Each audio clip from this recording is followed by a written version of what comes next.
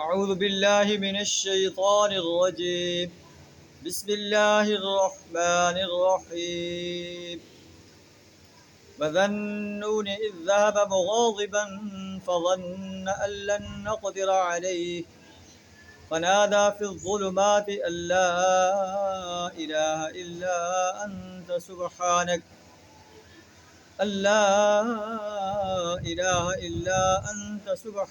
إني كنت من الظالمين. فاستجبنا له ونجيناه من الغم وكذلك ننجي المؤمنين. صدق اللہ العظیم. سورہ انبیاء آیت نمبر 87 تا 88 آپ کے سامنے تلاوت کی. ان آیات کے اندر اللہ تعالیٰ حضرت یونس علیہ السلام کا واقعہ بیان فرما رہا ہے. یونس علیہ السلام نے اپنی قوم کو دعوت دی، توحید کی دعوت دی، اسلام کی دعوت دی. آپ کی قوم نے ماننے سے انکار کر دیا. اللہ سے جو ہے عذاب مانگا گیا. اللہ نے عذاب جو ہے اس کا فیصلہ کر دیا. لیکن عذاب آنے سے پہلے یونس علیہ السلام اللہ کی اجازت کے بغیر اپنی قوم سے ناراض ہو کر چلے گئے. تو اللہ وہی بات جو ہے اللہ تعالیٰ اس ان آیات کے اندر ذکر فرما رہا ہے. وَذَا النُّونِ إِذْ ذَهَبَ مُغَاضِبًا، اور مچھلی والے کو بھی ہم نے نوازا تھا. یاد کرو وہ وقت جب وہ غصے ہو کر چل پڑا.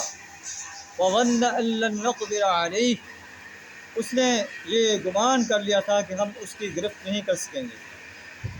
فَنَادَىٰ فِي الظُّلُمَاتِ، اس نے اندھیروں میں پکارا.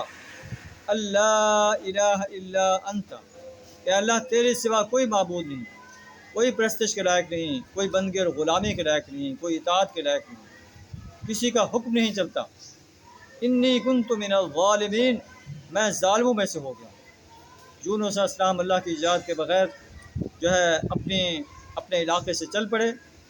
سمندر کے کنارے پہنچے، کشتی میں سوار ہوئے. کشتی ہچکولے کھانے لگی. کشتی والوں نے کہا کوئی بندہ اپنے آقا سے ناراض ہو کر آیا ہے. قرہ ڈالا گیا. یونس علیہ السلام کا قرہ نکلا. آپ کو کنویں میں ڈال دیا گیا، یا آپ کو سمندر میں ڈال دیا گیا، یا آپ نے خود سمندر میں چھلانگ لگا دی. مچھلی نے آپ کو نگل لیا. پھر آپ نے محسوس کیا کہ میں زندہ ہوں.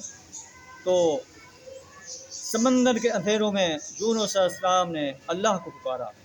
فنادیٰ فی الظلمات، یونس علیہ السلام نے اندھیروں میں اللہ کو پکارا.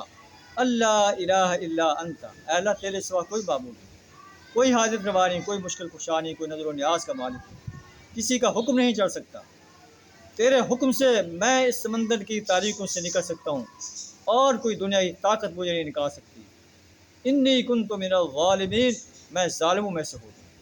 اللہ فرماتا ہے کہ یونس علیہ السلام تو سمندر کی تاریکیوں میں ہم مجھے پکار رہے ہیں، تم دن کے اجالے میں بھی مجھے نہیں پکارتے.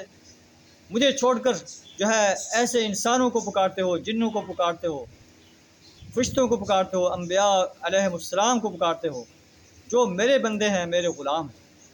فاستجبنا له ونجيناه من الغم، ہم نے آپ کی دعا کو قبول فرمایا اور اسے غم سے نجات دی. وكذلك ننجي المؤمنين، مومن انسانوں کو ہم ایسے ہی نجات دیں.